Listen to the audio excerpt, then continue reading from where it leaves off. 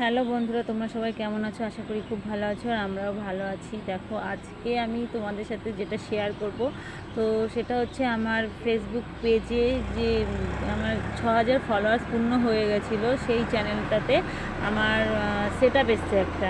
সেটা হচ্ছে স্টিম অ্যাডান্স যে সেট আপটা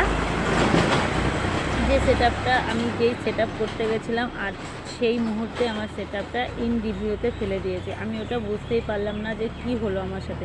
তো কেউ যদি জেনে থাকো অবশ্যই কিন্তু কমেন্ট করে বলবে যে ইন রিভিউটা উঠবে কিনা। কিন্তু আমার চ্যানেলে কোনো ইস্যু বা কোনো কিছু কপিরাইট কোনো কিছুই নেই। আমি কিন্তু ভাবতেই পারিনি যে আমার সাথে এই ঘটনাটা ঘটবে, যে ইন রিভিউতে দিয়ে দেবে। কিন্তু আমি বুঝতেই পারলাম না, হঠাৎ করে যে সেট আপে হাত দিলাম আর ইন রিভিউ হয়ে গেল। কিন্তু কি করে হলো আমি সত্যি বলছি, আমি কিছু আমার যা খারাপ লাগছে যে আমি এতটুকু মানে আমি বেশি বড় মানে ভিডিও আমি ভালো করতেও পারি না, আর যেটুকু পারি তো সেটুকুতে আমি কিছুটা এগিয়ে গিয়েছিলাম, যে 6000 ফলোয়ার্স পূর্ণ করেছি, আগের ভিডিওতেও বলেছি। কিন্তু আজকে এই জায়গাটায় এসে সেট আপটা পেয়েও আমি হারিয়ে ফেলেছি। সত্যি আমার থেকে মানে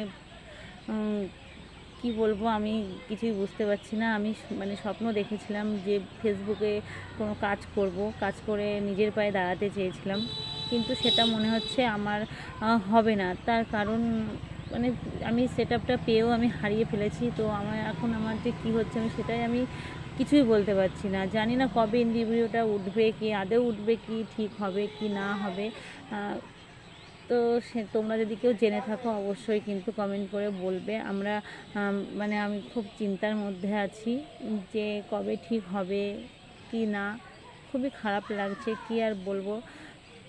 তো ফেসবুক যে আমার সাথে এরকম করবে সেটা আমি ভাবতেও পারিনি, বুঝতেও পারিনি। আমার মানে যখনই ইন রিভিউতে ফেলে দেয় তখনই আমার মানে আমি ছিলাম না, মনে হচ্ছিল যে আমি মনে হয় কি একটা বড় মানে ভুল কাজ করে ফেলেছি। তো যাই হোক, যে ফেসবুক যে আমার মানে সেট আপটা ইন রিভিউতে ফেলে দেবে সেটা আমি সত্যিই বলছি। আমি যে ফেসবুক আমার সাথে এরম মানে করবে আমি নিজেও ভাবিনি আর ভাবতেও পারিনি, যে আমার স্বপ্নগুলো সব মনে ভেঙে চুরমার হয়ে গেল। তোমরা যদি জেনে থাকো তাহলে অবশ্যই কিন্তু কমেন্ট করে বলবে। বারবারই বলছি, আদৌ উঠবে কিনা সত্যি আমি জানি না। আমি এত দূরে মানে যতটুকুই আগাতে পেরেছি তো এগিয়ে এসেছি, আরও আঘাতে সামনের দিকে এগিয়ে যেতে চেয়েছিলাম, কিন্তু হবে কিনা আমি জানি না।